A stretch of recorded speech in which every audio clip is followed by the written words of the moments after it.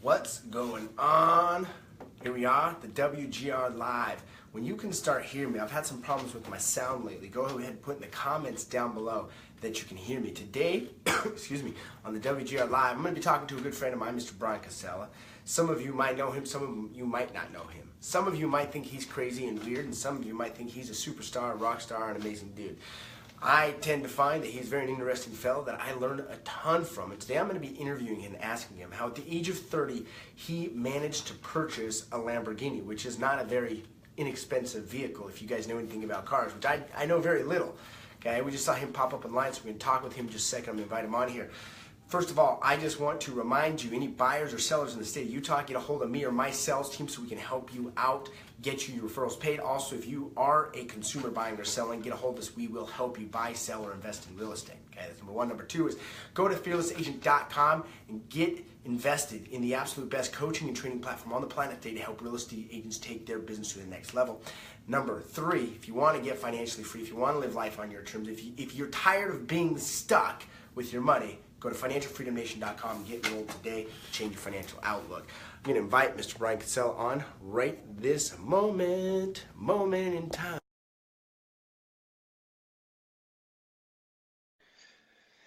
And grab me some water at the same time. Hey, it's my favorite Mormon. What's up? What's up? I thought Al was your favorite Mormon. Second favorite. Second favorite. Okay. I'm the first favorite. Hey, I got a question before we get started. What's up? Be honest with me. Who lies more, men or women? And be honest with me. Okay. Dude. Wait, Women, no, I'm just course, joking. I'm just joking. Hey guys, post below. How is the perception? Can you guys see or hear, or is there any noise coming out to you guys? And also put where you're from in the comments below. One more question before we get started, BC. Do you by chance ever ride in an Uber? Every once in a while, yeah. Oh my gosh, we have so much in common. Sometimes every once in a while drive in an Uber. It's the craziest thing. Dude. That's so cool. Awesome. So before we hop in, do yourself a favor. I invite everyone on my live streams to invite our guests to click that share button and share this stream to everyone, especially this one. Go ahead and do that for me. Yeah, and this is what I'll do, Colton. For everybody who shares, I'll pick one random person and I'll give them one of my products for free. What? Oh my gosh. I hope it's that one that teaches people how to be so damn sexy, because that's the one we got to be giving away today. You know what I'm saying? That's from last month. Cool. Awesome. So in 60 seconds or less, go ahead and just, for those people that don't know about you, which would be very surprising with both of our followers probably know you, but just give a background of who you are and what you do and where you're from and what's going on. For sure. Bryan Casella, Southern California, run a real estate team out here. I also have been growing my YouTube. I'm doing a lot of stuff online. I'm traveling and speaking now. I've been connected with Colton for, I want to say 3 years now almost, right? Something like that. We've been in the mastermind together for about 2 years. Active member of the Real Estate Hustlers Mastermind, serial entrepreneur, part of the Financial Freedom Nation that you run. And yeah, I just bought a Lamborghini. I'm excited. So let's get started. Awesome. And let's talk a little bit, because I believe the Financial Freedom Nation, the whole system you follow, probably helped you get to purchase your Lamborghini. So, but before we get to that, why a Lamborghini? Let's talk about why did you even buy a Lamborghini? Well, it's been a part of my vision, Colton, for a long time. It's been a commitment of mine, and through proper application of the money management system and all that, I actually purchased it. And unlike probably 80% of the people who buy Lamborghinis, I'm not going to be struggling every month to maintain it and make the payments. So I'm excited. It's been a vision of mine since I was a kid, and it's finally happening. Awesome. And so how long have you had this, I'm getting this Lamborghini? I mean, as long as I've known you, you've been talking about getting a car, right? And talking about Lamborghinis. So did you first say when you were a kid, I'm going to get a Lambo one day, or when did you really get serious about it? Yeah, it's been a vision since I was a kid. The real commitment, okay, I'm getting it now, was probably, I want to say a little bit over a year ago. I would say around April or May of last year. I said, okay, this thing is happening, right? I'm going to do whatever it takes now.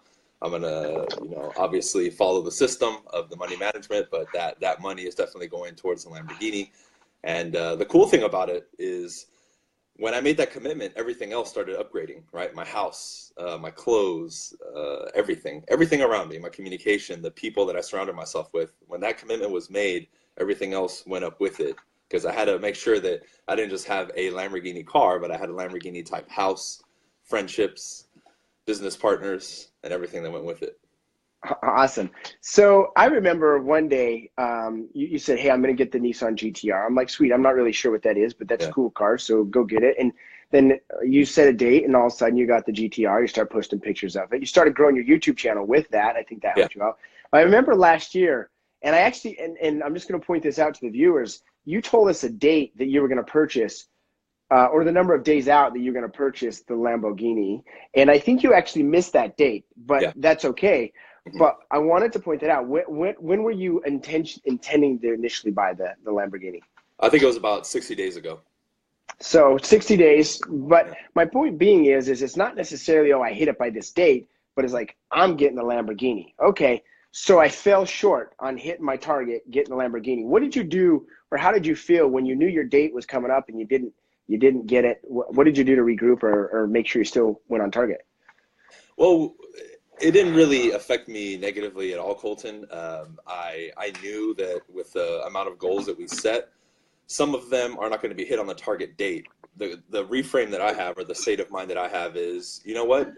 I didn't hit it by this date. However, it's going to happen, right? And I'm fully committed to it. So if I committed last year, for example, to make 500 grand and I only made 400, that's okay, because I know the 500 grand is going to come. I believe what people do is they allow that moment of maybe negativity to get into their head, and they feel like, okay, because I didn't hit it today, it's not going to happen, when in reality it's probably one step away. And I think that's really what people need to work on, because to me, the lifelong goal of getting a Lamborghini, okay, I was 60 days late, you can get me for that. However, try to ask me that again, or bring it up to me when I'm actually driving it, and see how much it affects me.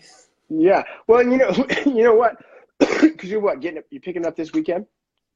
It's actually coming from Vegas. They're servicing it. It's going to be done Monday, and then they'll ship it out here. So I'll probably have it within, I want to say, 5-6 days. Okay, so by next week sometime you'll have it, right? You'll have attained the goal. You'll have the Lamborghini.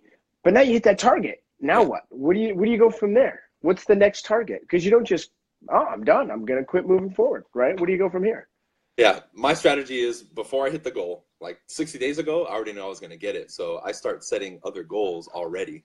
Because my style is, let's say this chip right here is my goal, and it's going along the path this way. When I'm like right here, I'm already putting the next 2 or 3 chips down, right? So by virtue of me going for the other ones, I'm going to hit this one. And that's kind of how it goes. So now I've upped my game with, like we talked about, investing in stocks, getting more income properties and things of that nature. Car-wise now, my next goal is smaller cars as far as price point. So the Lamborghini has always been the top of the food chain. But for now, my goals have shifted more towards investments and away from toys. So one thing I want to point out is the Lamborghini just represents the target, right? You don't have to get a Lamborghini. In fact, I will probably never own a Lamborghini just because it's not important to me, right? But what you've got to discover is, what do I want to create before I die? What do I want to put into my life, my health, my relationships, my family, my business, my finances? And then, okay, I'm going to do it, and just do it, right? One of the things I started doing over the last, probably, I've done it for a while, but consciously been aware that I've been doing it, is I don't ever really say, I'm going to hit this goal by a certain date. Every 30 days, I set a new 90-day and 365-day target, right? And so every 30 days, my target keeps moving ahead of me, right? It's like I can never hit my target. I remember there was I think it was, what's his name? Matthew McConaughey, right? He was talking about when he won an award, and I'm sure a lot of people heard the speech. He says that one of the persons that you have to always be chasing that person that you want to be, right? And that way you're never going to catch that person. So becoming your best self. Awesome. So let's talk about taking the idea, the formless substance, and putting some emotion into it, creating some action, and manifesting it into 3-dimension. What is the secret to doing that in life? The Lamborghini is a representation of it, but everything we do is a creation. So how can we help these people do that? Well, one question that I come across a lot from people is people ask me about the law of attraction, right? And I tell them, look, a part of it that's being pushed is, you know, of course, creating the emotion and thinking about it. What I feel is missing that me, you, and everyone else around us actually applies is the plan and the action, right? Because I can sit here on my couch all day and say, I'm going to own a Lamborghini, I'm going to own a Lamborghini. But what am I actually doing to manifest that, right? It's not just a thought. I think it was a saying, the idea creates the thought creates the emotion helps you create the plan, and then the plan helps you create the action, then you take the action and then you manifest it, something like that, right? I might be off, but the plan and the action is what's missing, right? Because I've met a ton of people over the last couple of years, Colton, that have said, oh, I'm going to do this kind of production in real estate, I'm going to own the fancy cars, I'm going to be financially free, and you fast forward 2-3 years later, they're still talking about it, but they're not doing anything. The difference is me and you are actually putting it into action and doing things day in and day out. And for me, I know that was the key, was, okay, I want the Lamborghini, I want the financial freedom. What plan am I going to do right now? And what action am I going to take every single day to get there? And that's really, if you were to take a log and a magnifying glass into my mind in the past, you're going to see the accumulation of daily work that has helped me get here. And I would just be one word, man, action, planned action, 2 words. Awesome. Cool. So let's go ahead and do this. For you guys that are watching, I want you to pick out a target that you want to create, whether it's getting a Lamborghini, getting maybe a new, what do you call it? An Audi? How do you say that? Audi, getting a new Audi, getting a new type of car, right? Or maybe it's going on a certain vacation. Put your target below that you want to take from the idea and create into the reality. And number 2, I want you to put the word massive action below, right? Because Bryan just painted it out like, okay, you can think about the Lamborghini. You can put pictures of a Lamborghini all up over your wall. You can even go drive a Lamborghini at the lot if they think you're going to be able to buy it, right? But doing the action is what really creates that manifestation. So what was the plan that you had, Bryan, to apply and take action on to actually purchase a Lamborghini? Well, the plan was simply reverse engineering in my businesses. I basically mapped out how many products I had to sell, how many speaking gigs I had to do, what the production had to be in real estate, obviously falling under the umbrella of the financial plan of the FFN, the Financial Freedom Nation, you know, and the system that we have for that. And I just timed it out. And pretty much a year later, following that, taking action, I produced a result. I got the sales that I needed in real estate, products-wise. I did the speaking gigs that I needed. I had enough money. Obviously, I traded in the GTR for it, so I took equity out of that. And actually, I exceeded my plan. You know, I was budgeted to have a certain payment and actually ended up being about 15% below that payment. So I actually surpassed what the target was. Nice. Awesome. So talk about how did you manage your money? Because you got money coming in from your product sales, from your real estate sales business, from YouTube, different areas, income properties. How do you manage that cash flow as it flows into you? What is your strategy? Well, basically, it's the JAR system that we learned from you, and obviously the book, The Secret to the Millionaire Mind, and the Millionaire Mindset Experience. So we have the 55% for the expenses and things like that, 10% for education, 5% for contribution, 10% the play money, and so forth. And I just follow that system. And what's funny is when I first got that system, I kind of resisted it. But what really got me over the hump was actually having the physical jars in my house, and I would take $100 every day, broken down, and I would put 55 in one jar, and I went like that. And after about a week of that, it finally clicked in my head, because I feel that you're telling the universe that you can actually do it, and you're demonstrating live, hey, I can manage my money. And I think that's where people fail, is they let money control them, not vice versa, them controlling their money. Yeah, money comes easy and frequently. Yeah. And it's funny, I know a lot of real estate professionals that earn revenue-wise a lot of money, but every single month they're broke. Every single month they have no money, right?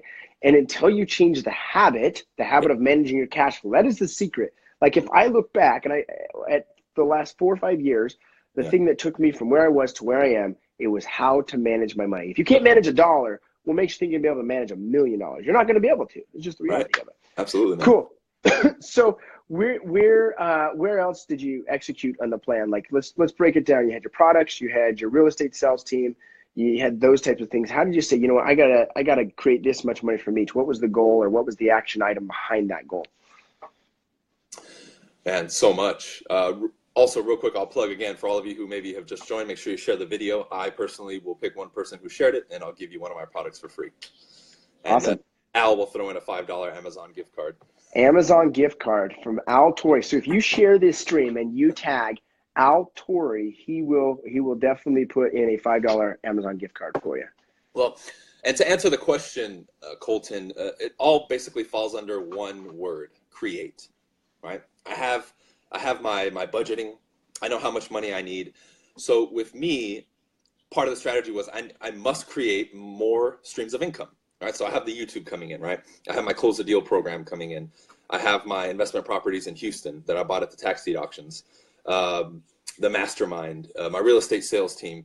I started actually beginning of this year, started doing one product every month. I started creating a product where I would sell it for $97 for the first 24 hours and I would double the price. And on opening days, I was selling anywhere from as low as 20 to some products as much as 50 or 60 in 24 hours. So basically my whole train of thought was, with this action, what else can I create that with very, what we consider more minimal action, not like, 20 hours a day, because creating a product would only take me a few hours. How can I best leverage my time to create something that's going to give me the income and the sustainability that I need? And that's basically what it fell under, and ideas started flowing, right? I remember that event that I did last month in my office, my new office. Did you see me posting it? Yeah. I committed to that event, Colton, before I even signed the lease for my new office. Right?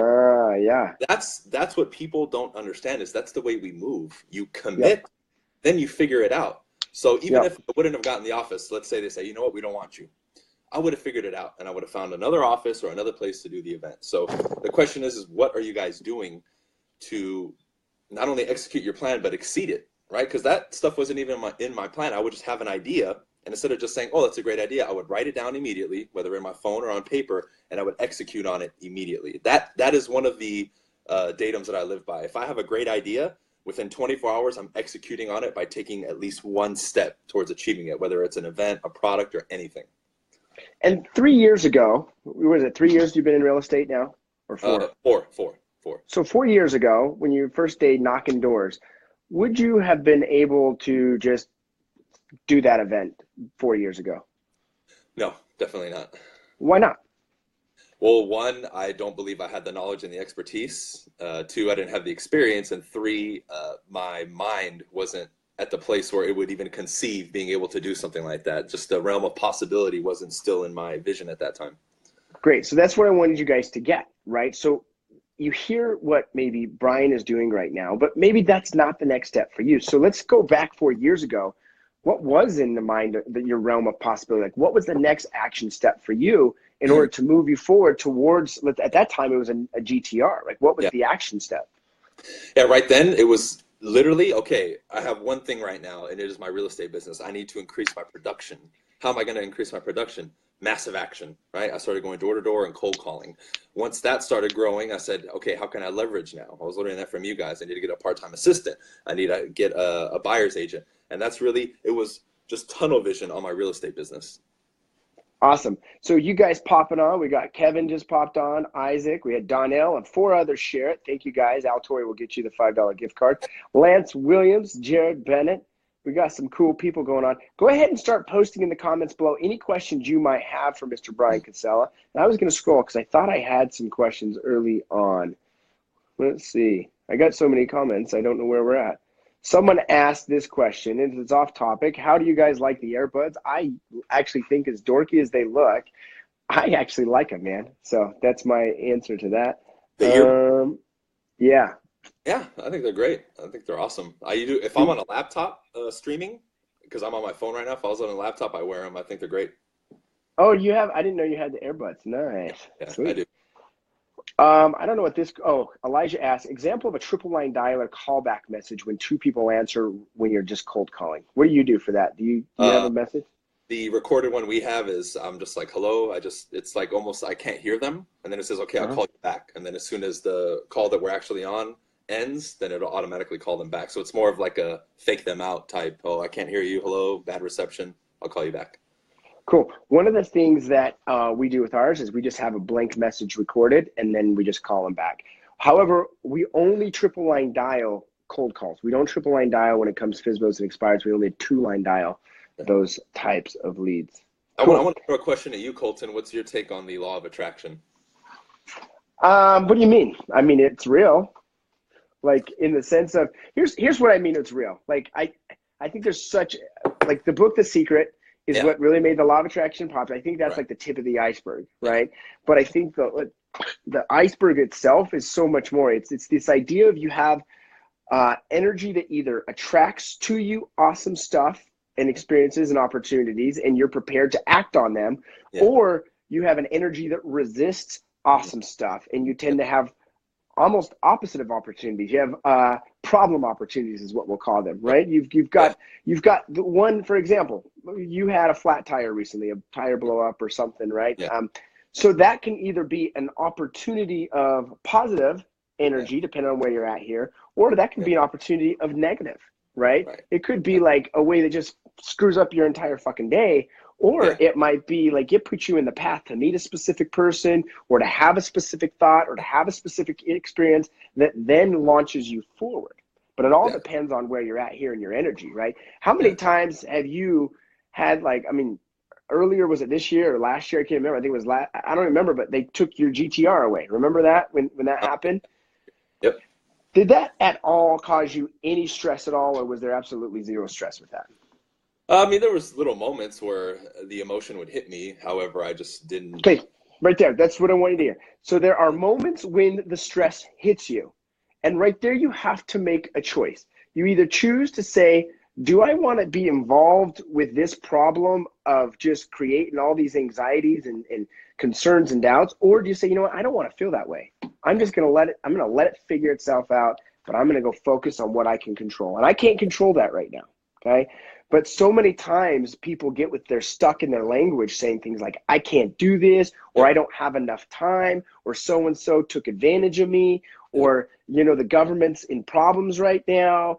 The economy just is not great. Whatever it is you then start to create that vision, that reality for you. And so that type of thinking process, when you think about this, if you're scared of terrorism and war and the economy crashing, do those thoughts create good emotions or negative emotions? Negative, 100%. Right. Now all of a sudden, it's like driving down the road 200 feet at night with the car lights on. You see the next 200 feet of problems. Like, oh shit, they just bombed freaking that town in Syria and used blah, blah, blah. And you know what? Now there's chemical, whatever, you know what I mean? Like the list goes on and on and on. Yeah. But you can also flip that if you just step back and say, I don't want to feel that way. I'm just going to let that go. And one of the things that I've been doing, right, is and I learned this a long time from T. Harv Eker, is when that pops up, I just say, hey, thanks for sharing. Appreciate that. And then I catch myself saying, do I want, like, here's an example. Last night, dude, so my 2-year-old daughter, she's starting to get sick. It's like 11:30 at night. I'm passed out asleep. She starts freaking out, crying, right? And it's like, okay, I have a couple choices here. I can freak out back at her, which if you're a parent, you know, you can have that tendency to want to freak out. Or you can say, you know what, it is what it is. Do I want to feel frustrated as well? Or do I just want to experience whatever I'm going to experience here, get what I'm going to get from out of here, and then just this is it, right?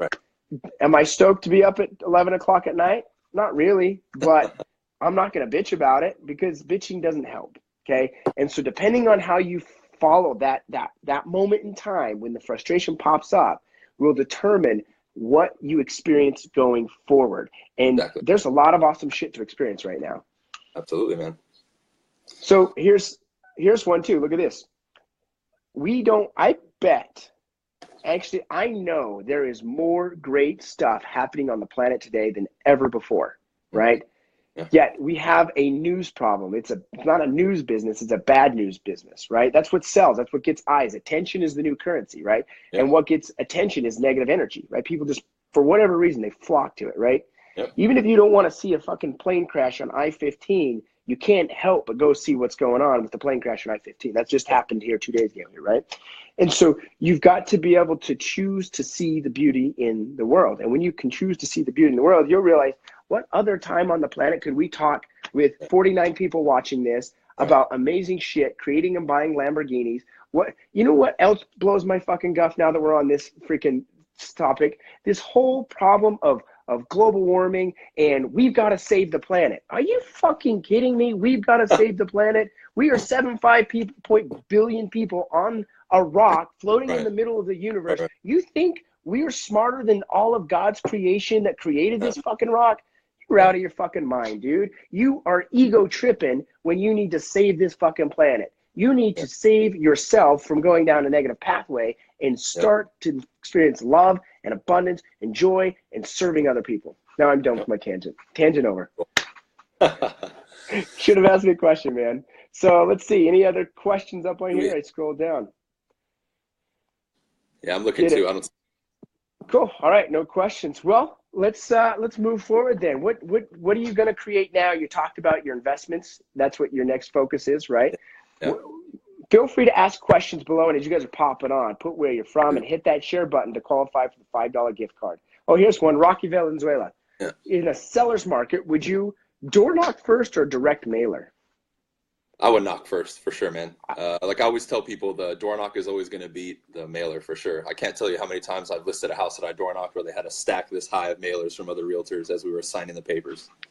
So direct mail works if you use it properly, but not for creating new leads from cold stuff, right? I mean, you can generate some stuff, but door knocking and phone calling will always beat out a mailer in any market.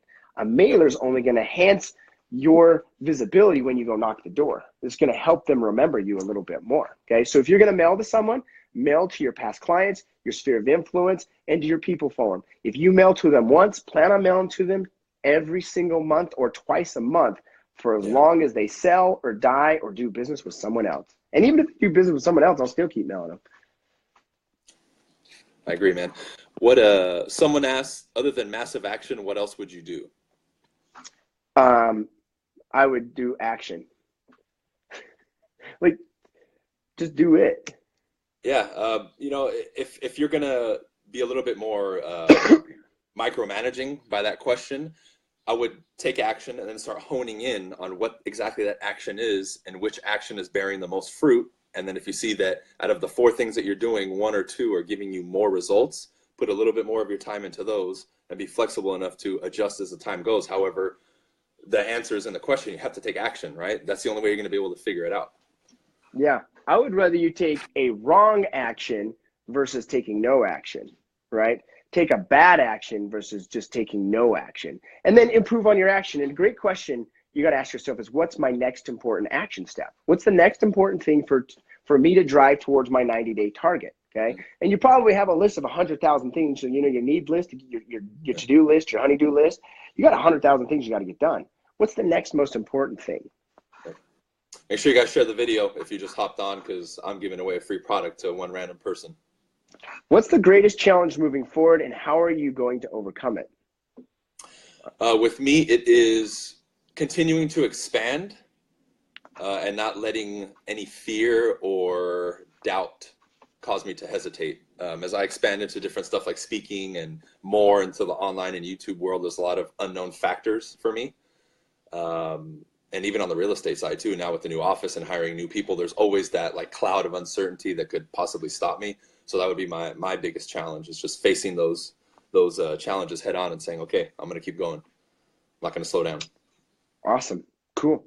Sweet. I just have opportunity ahead of me, my man. You can call it a challenge. You can call it an opportunity. We get to choose our language, right? And so you're going to have things to overcome that you can consider a challenge. You're going to have those speed bumps, temporary defeats. You look at Michael Jordan. Why does he say he's so successful? Yeah. He failed over and over again, right? Cool. So what do you say when you door knock? Here's the question. Oh, man, there's so many. Depends. Now, let's say I just do a random door. Let's assume that's a random door. I may do it just, this is just sold. But what I do is I pepper in the beginning of my script is I give a little bit of market stats. Like I know around here how many homes are selling a month and how much they've increased in price year over year. Just a little bit of datum, a little bit of info that I throw out at the beginning. But the rest of my script is basically what you're going to find everywhere else. If you were to move, where would you move? How long have you lived here? Where did you move from? Just basics. Awesome. Cool. What I would do is I would use a Fearless Agent script, and I would simply say, hi, I'm Colton Lindsay, the world's greatest real estate sales team. Just coming to see if you might be thinking of selling your house. And if they say no, I say, great. Do you have any plans of moving ever? And then they will either say, yeah, in 6 months or 9 months, or they say, we have no plans. Or the other one they'll say is, well, when they put me in a pine box, right? In a body bag and move me out. Cool. Buying out-of-state or in-state rental properties? I will buy one in state eventually, but all the ones I'm purchasing right now are out of state. How many do you own right now? 3. 3 properties, and they are all in Texas? Yeah. Right What in part of Texas? the county of Houston.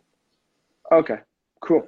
Awesome. So I actually prefer to buy them currently all in-state simply because it's easier for me to currently manage, right, with the systems and opportunities I have in my forefront, right? Yeah. BC can buy in Texas simply because he took the action to go through an investment training course. He took his education account that we teach in Financial Freedom Nation, purchased a course, flew out to Houston and I think one other area with, was it Mike Wolf that you went with? Yeah, Kansas City also, yeah. In Kansas City, Yeah. he learned the area, learned the system, learned and then could take action on that, right? So whatever you do choose, just be very clear on you're educated on the choice, whether it's in-state or out-of-state. Yep. Awesome. What's your, oh, we already asked that greatest challenge moving forward. Could, should, must. Those are some words. I hear agents say, I send an expired or FSBO packet prior to the appointment. Do you send a packet as well? If you do, what do you include in the packet? Pre-listing package, always, always, always, always. Do you hand deliver, mail it, email it? I do the FedEx, so they have to sign. Okay. Okay, so they can actually receive it. Yeah, we always hand deliver ours. Our junior agents deliver those every single time. And what we put in ours are simple. A bunch of references. We put the 17-point action plan that we never, ever talk about because it's not the action plan that sells the house. It's the price and the pricing strategy. Yep. We put a suggested list price that is contingent upon us seeing the house because it could be a shithole. It could be awesome depending when we walk through it. We put a breakdown of all the fees that will be involved, even title fees.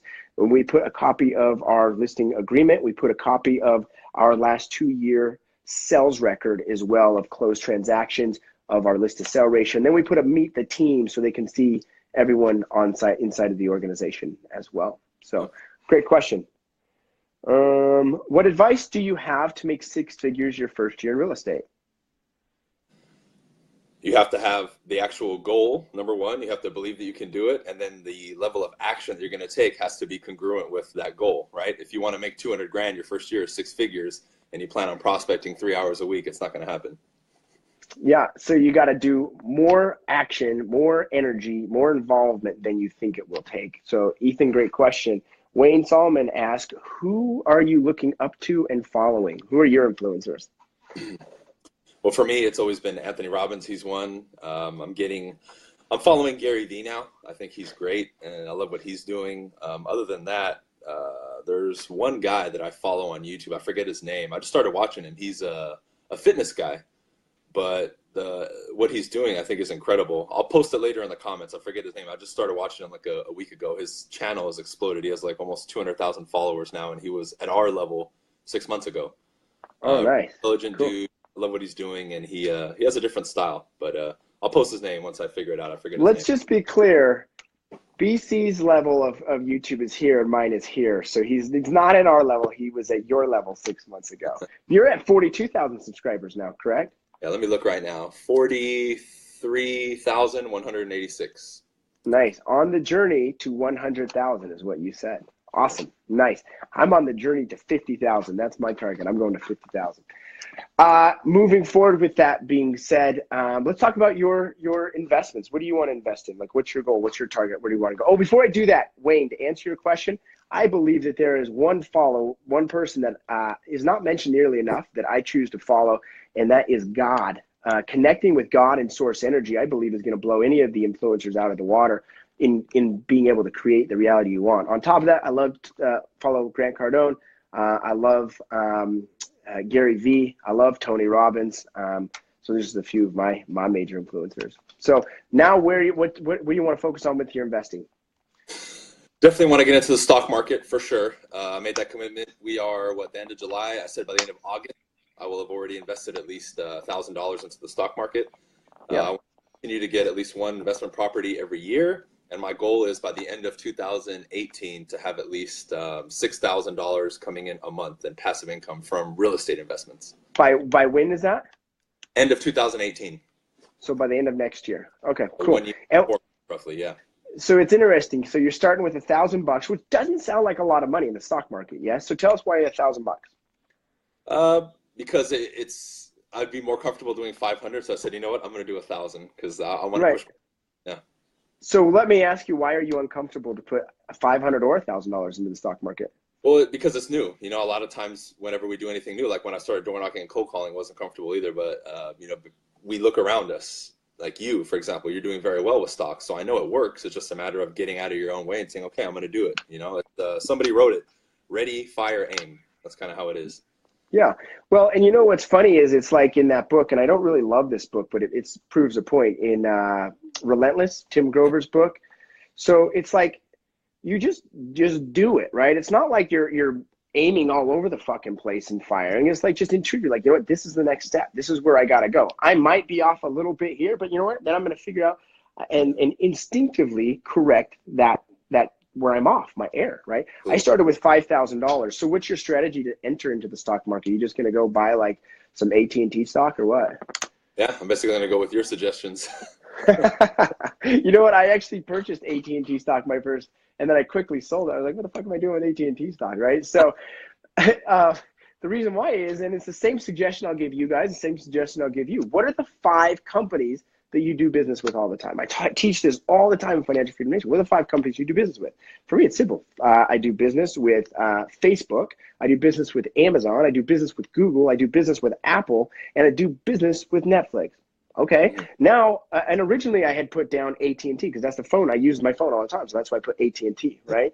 And so as I started, then once I came up with those companies, I started researching more about how companies work, what their quarterly earnings were, are they a subscriber base? Where does their income come from? We'll take an example like Netflix, right? They have over 100 million subscribers paying them $10 to $12 per month, right? So they got a lot of consistent, historically proven cash flow coming on. Not to mention they've added features inside of it, such as when you finish an episode, within 5 seconds, the next episode automatically pops up. Linguistically speaking, the pattern has increased the amount of time spent watching Netflix by 3 times. So I know that the active users are staying involved. Whereas you take a company like Snapchat that has 150 million users, but is actually, since they launched their IPO, and you've seen their stock drop, same thing happened with Facebook, but versus Facebook when they first launched, Snapchat's actually declining in the amount of active users, right? Wow. So if active users aren't there, we want active users. We want people that are stoked on the company as much as I am. You know, another bad purchase that I made was Nintendo, right? I don't even fucking use Nintendo, right? And you know what? And I got all excited and emotional because it was right before the Pokemon thing. I made a bunch of money on Pokemon. I'm like, I'm going to buy more Nintendo, right? And I ended up losing money on that. And I remember Garrett here in my office, he's like, dude, when's the last time you freaking played Nintendo? I'm like, I don't know. He's like, exactly. Why are you buying Nintendo, man? So use companies that you know what's a good one? And I would invest if I was buying makeup and my wife bought more from this company, is a company called Ulta, right? You ever heard of Ulta? No, how do you spell it? I think it's ULTA or Ultra. It's a makeup company. So they sell most of their products online, but there's one retail store that's in person that is actually getting people to come into them. And what they do is they do makeovers for you, right? So they get you to come to the store to do a makeover, and then you end up buying and subscribing to makeup online.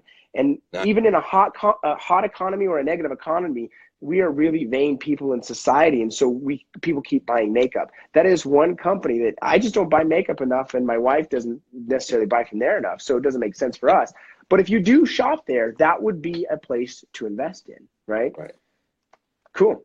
Awesome. Yeah, so what else besides stock? Real estate, properties? Yeah, real estate, property, stock. That's all I really have on the radar right now, besides me expanding what would be income, not investments. So yeah. You know what I started looking at differently as far as investing is, and I teach this in Financial Freedom Nation, is one of the places I allocate my investment money is in my business, right? And so now I start looking like I just hired a couple junior agents. My investment into those junior agents is literally, besides my time, $1,500 a month, like dollars, right? That's what we pay their beginning salary at, plus any bonuses once they start creating those. And so then I started looking at, okay, what's the rate of return I can get if in 3 to 4 or 5 months I can get them from having a salary, moving them to a full senior agent, and now they're starting to create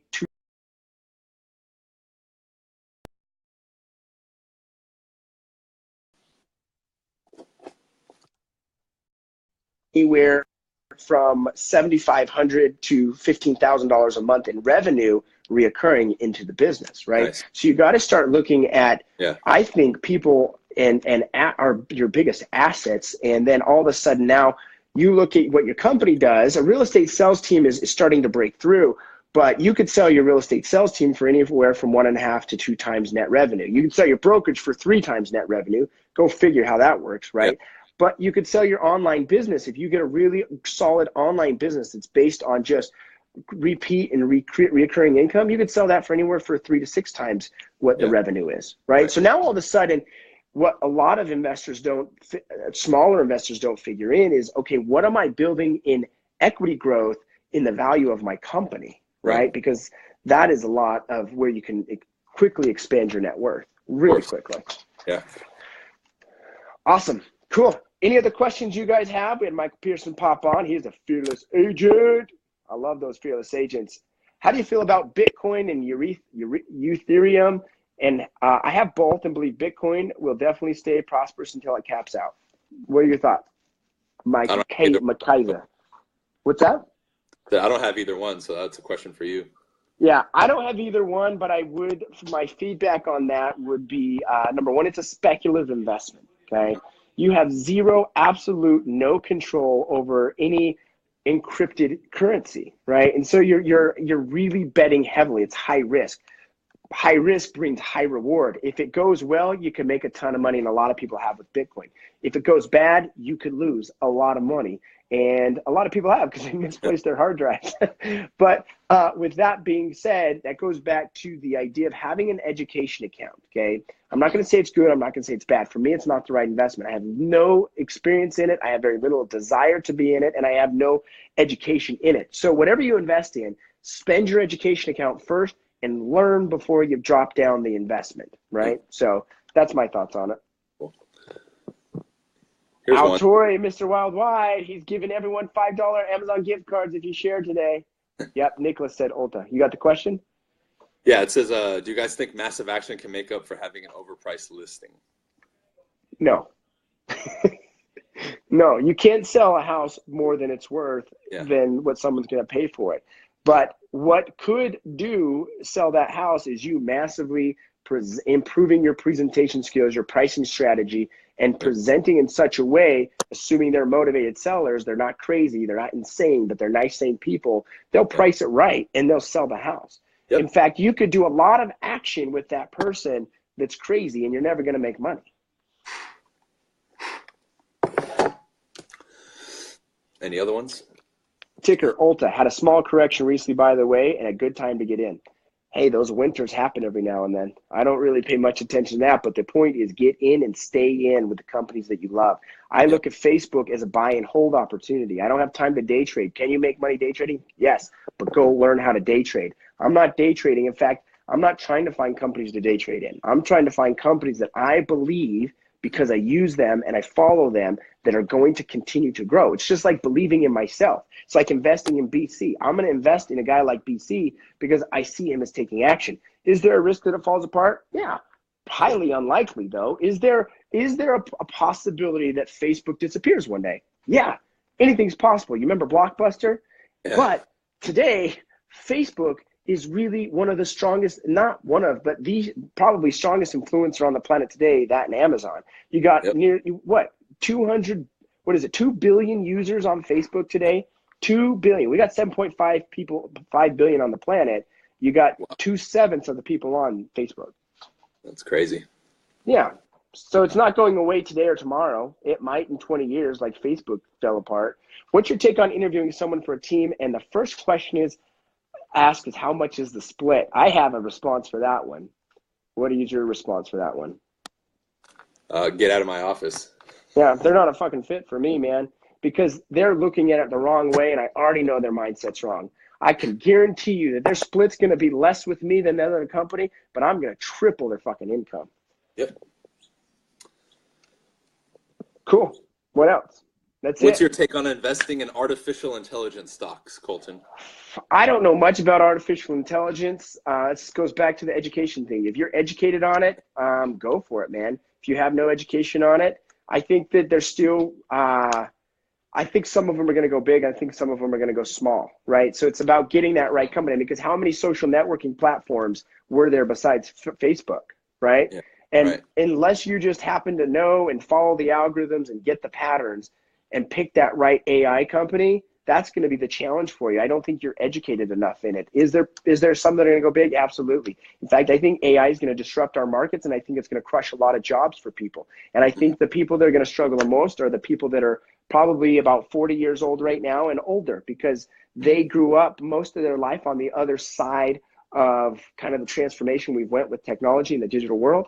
Therefore, they are slower habitually. It's just because their neural pathways are built that way. They are behind on transferring and taking advantage full of the opportunities that are today, right? And so the AI is going to put people out of business for sure. And so don't invest if you have very little education. Invest if you have education. Cool. Oh, I was going to, oh, never mind. Go ahead. Yeah, somebody asked, I'm taking my test soon. I'm ready to door knock. What can I say without violating rights? Well, as far as I'm aware, you just can't like talk about anything contractual or present contracts, right, Colton? Is that pretty much right? As far as I know, I think your state's going to be different to different. I think if you just do a survey and just find out, hey, I was just coming through the area, just wanted to see how long you guys been in the area and if you've ever considered to make a move out of the area, right? And then you can start to get people. But I probably wouldn't waste time on door knocking right now if I were you. I would spend my time making a list of all the people that I know that would more than likely support me and send referrals my way. I'd get their name, I'd get their phone number, I'd get their email, I'd get their mailing address. I'd start creating that database, and I'd start making people aware of what your desire is and what you're doing and what your plan is with moving forward. And then I would go sign up for Fearless Agent Coaching and Training yesterday. I would go get started in that today. We have several clients that get in before they're licensed, and the moment they're licensed, boom, they're making money. Cool. All right, my man. Well, I got to rock and roll. Appreciate you being on here, BC. How can people get in touch with you to send your referrals? Always, man. Yeah. Email me, teambcsold@gmail. You can message me on Facebook. We'll take care of you. Pretty much all of Southern California, north of San Diego and south of Santa Barbara. Boom. Awesome. Send all your buyer and seller referrals here in Utah to the WGR sales team. Get a hold of me through direct message. If you want to learn more about Fearless Agent Coaching and Training and how you can make a multiple six-figure income in real estate, get a hold of me as well, or go to fearlessagent.com and sign up today. Don't be an idiot. Just get in. And then the third thing is, if you want to learn how to create things like buying Lamborghinis, becoming financially free, and just be done with being stuck with your finances, because I know you are, because I know 90% of the people out there have no management system. And I know that 99% of people, or 98% of people, will never reach financial freedom ever before they die. So if you want to learn about that, send me a message. I'll get you set up on that. All right, guys. Peace out. Thanks, BC. Yeah.